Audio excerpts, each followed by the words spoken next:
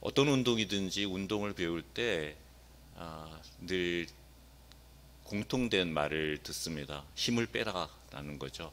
그러면서 자세를 바로 하라는 그런 얘기를 늘 듣게 됩니다. 왜 힘이 들어가게 될까요? 잘 하려고 그러는 것이죠. 신앙생활도 마찬가지입니다.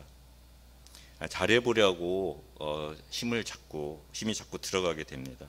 그리고 애쓰고 그러지만 모두 헛수고일 경우가 많습니다. 신앙생활을 잘 하려면 힘을 빼야죠. 힘을 빼지 않고 자신의 열심을 다하고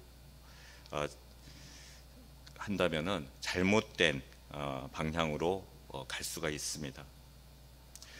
모세는 그 힘을 빼는데 무려 40년이 걸렸죠. 대제국 이집트의 왕자로 최고의 교육을 받은 그 40세, 그 인생의 절정기의 모세를 하나님께서는 사용하지 않으셨습니다. 그래서 변방에 쫓겨나가서 평범한 목부로 그 40년의 세월을 허송하도록 한 것이죠. 그것은 힘을 빼는 과정이었습니다. 하나님께서 이끄시지 않으면은 아무것도 할 수 없는 그런 상태로 모세의 힘을 뺀 후에야 하나님께서는 그를 찾아서 쓰셨습니다. 여러분도 모두 경험해 보셨겠지만 정말 신앙생활은 잘하려고 한다고 힘을 쓴다고 되는 일이 아니죠. 힘을 빼야 합니다. 그 힘을 빼는 일은 하나님께서 우리에게 요구하시는 삶이 무엇인지 아는 것에서부터 시작됩니다. 12절에 모세가 묻고 있습니다. 이스라엘아, 내 하나님 여호와께서 내게 요구하시는 것이 무엇이냐? 이 질문에서 우리 생활의 중심이 바로 내가 아니라 하나님이라는 것을 알 수가 있습니다. 모세가 이스라엘 백성에게 우리에게 하나님이 원하는 삶이 무엇인지를 계속해서 이어서 말하고 있습니다. 곧 내 하나님 여호와를 경외하여 그의 모든 도를 행하고 그를 사랑하며 마음을 다하고 뜻을 다하여 내 하나님 여호와를 섬기고 내가 오늘 내 행복을 위하여 내게 명하는 여호와의 명령과 규례를 지킬 것이 아니냐. 여기서 첫 번째 요구가 뭐죠? 하나님을 경외하는 삶이죠. 하나님을 경외한다는 것이 무엇입니까? 바로 그분이 창조주 하나님이시고 이 땅에 있는 모든 생명의 주인이시고 우주의 절대자이라는 것, 그것을 알 때 가지는 그분 앞에 드는 그런 마음이죠. 우리가 식구들의 삶을 책임지는 가장이나 또 직장에서 CEO에게도 이런 두려움을 느낍니다. 그렇지만 정작 우리는 온 우주와 생명의 주인이신 주님에 대한 두려움을 자주 잃고 살아갑니다. 아니라고 얘기하실 분들 있으실지 모르겠습니다. 근데 정말 하나님 앞에 우리가 두려움이 있습니까? 우리의 모든 것을 감찰하시는 그분 앞에 우리는 때로 떳떳하고 당당한 모습을 보일 때가 있습니다. 그것은 결코 하나님을 경외하는 태도라고 할 수가 없죠. 참으로 하나님을 경외하는 사람이라면 정말 하나님 앞에서 늘 사시나무 떨듯 참회의 눈물을 쏟으며 그분 앞에 서게 될 수밖에 없을 것입니다. 그러나 단지 하나님을 무서운 분으로만 여기는 것이 아니고 절대자이신 그분을 의식하는 그런 삶의 태도, 그것이 온전히 우리 삶 속에 있을 때 진정으로 하나님을 경외하는 삶이라고 할 수가 있겠죠. 두 번째 요구하는 것은 그의 모든 도를 행하라라는 것입니다. 행한다라는 이 표현의 그 원어는 걸어가는 것이다라는 뜻이 있습니다. 하나님께서 말씀하시고 보여주신 길에서 벗어나지 않고 묵묵히 걸어가는 것, 그것이 하나님께서 우리를 향해서 원하시는 것입니다. 그 길은 숨겨져 있고 비밀스러운 것이 아니죠. 하나님께서는 이미 이스라엘 백성들에게 하나님의 길이 무엇인지 바로 율법을 통해서 알려주셨습니다. 그 율법의 틀을 벗어나지 않고 살아가는 것, 그것이 그 길에서 벗어나지 않는 일입니다. 죄가 바로 하나님이 정하신 그 길에서 벗어나는 것이죠. 그래서 세상은, 사탄 마귀는 우리에게 자꾸 손짓합니다. 그 길보다 이 길이 낫다고, 더 좋지 않느냐, 그렇게 우리를 유혹합니다. 더 빠른 길로 가라, 더 쉬운 길로 가라, 더 멋지고 화려한 길로 가라. 그러나 우리는 좁은 길, 하나님의 도를 행하는 그 삶을 살아가야 되는 것이죠.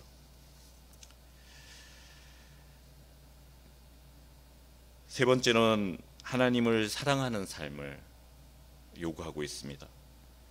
사랑한다는 것은 그 대상과 함께 즐거워하고 그 대상을 통해서 기뻐하는 것입니다. 난 내가 좋아하는 일이라면 뭐든지 할 수 있어 라는 그런 그 유행가 가사가 있었죠. 그 노랫말처럼 사랑하면 무엇이든 할 수 있게 됩니다. 정말 우리가 하나님을 마음 깊이 사랑하면 하나님 나라와 그 의를 위한 모든 일을 주저함 없이 하게 됩니다. 하나님이 우리에게 원하시는 믿음의 방식이 바로 이것입니다. 입술로 고백할 뿐만 아니라 손으로, 발로, 우리의 모든 삶을 통해서 하나님을 향한 그 사랑을 드러내는 것, 그것이 하나님을 사랑하는 삶이라고 할 수 있겠죠. 네 번째로는 마음을 다하고 뜻을 다하여 내 하나님 여호와를 섬기는 삶을 요구하고 있습니다. 마음과 뜻을 다한다는 것, 그것은 우리의 전부를 원하신다는 것 아닙니까? 하나님이 우리에게 너무 과하게 무리한 것을 요구하는 건 아닐까요?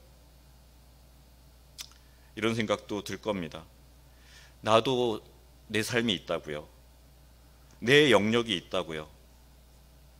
우리 마음속에는 하나님 앞에 그런 그 말을 종종 하고 싶을 때도 있습니다. 그런데 하나님께서 우리의 전부를 받기를 원하신다는 것은 하나님과 우리와의 관계가 완전해지기를 원하신다는 것입니다. 하나님께서는 우리를 사랑하시는데 당신의 일부분만 주시는 게 아닙니다. 하나님께서는 자기 자신, 자기의 전부인 예수 그리스도를 희생 제물로 주시기까지 우리를 사랑하셨습니다. 그렇듯이 우리의 전부를 하나님 앞에 내놓기를 그렇게 바라고 계십니다. 당연히 그 요구에 우리는 응답할 수밖에 없는 것이겠죠. 마지막으로 여호와의 명령과 규례를 지키는 삶을 요구합니다. 그것은 바로 그 하나님의 명령과 규례를 우리 마음에 소중히 간직하는 것에서부터 시작합니다. 그런데 그것이 우리의 행복을 위해서라고 말하고 있습니다. 우리의 짧은 생각으로는 여호와의 명령과 규례를 지키는 것이 무거운 짐처럼 느껴지기도 합니다. 그러나 그것이 하나님의 백성, 우리의 삶에서 큰 기쁨을 가져다 준다는 사실, 그것을 우리는 잊지 말아야 할 것입니다. 여러분, 하나님께서 이렇게 우리에게 요구하시는 것들 부담스러우십니까? 너무 과한 요구라고 생각되십니까?